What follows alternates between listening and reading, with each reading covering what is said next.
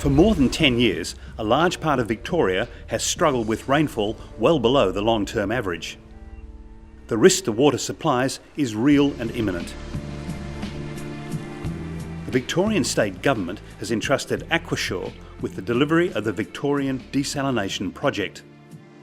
Over 30 years, Aquashore will finance, design and construct, operate and maintain Australia's largest desalination plant.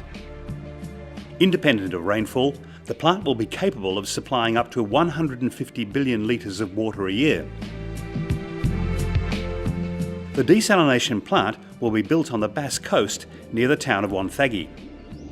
A key priority for Aquashore was ensuring its design responded to community concerns about visual impacts on the coastline. Aquashore's design means the plant is barely visible from any public viewing point.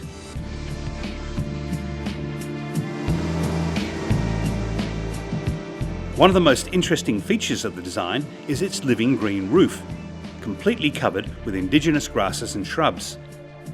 The living green roof will help provide acoustic protection, corrosion resistance and thermal control.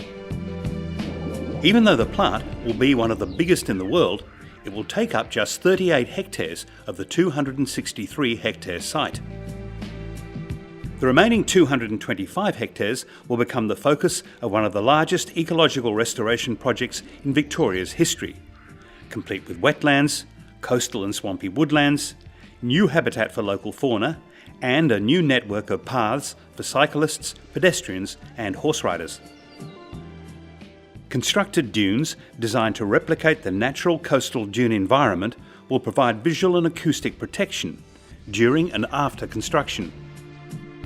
In addition to its energy-efficient design, the plant will feature a range of world-class systems designed to minimise power consumption, and the operating power requirements of the plant and transfer pipeline will be 100% offset by renewable energy.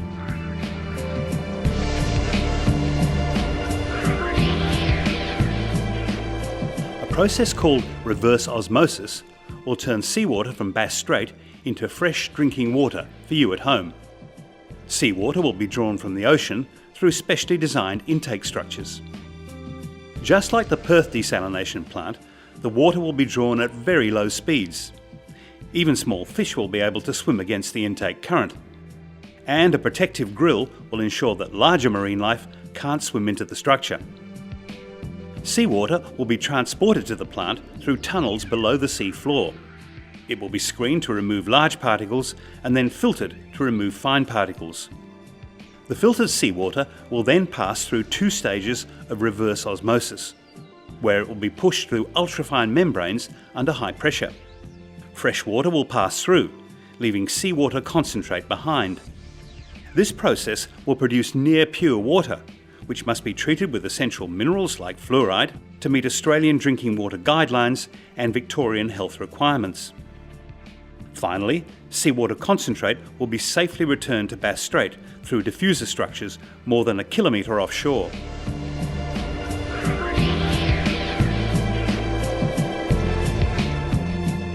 From the plant, fresh drinking water will be distributed to the Melbourne and regional networks through an 84-kilometre long pipeline.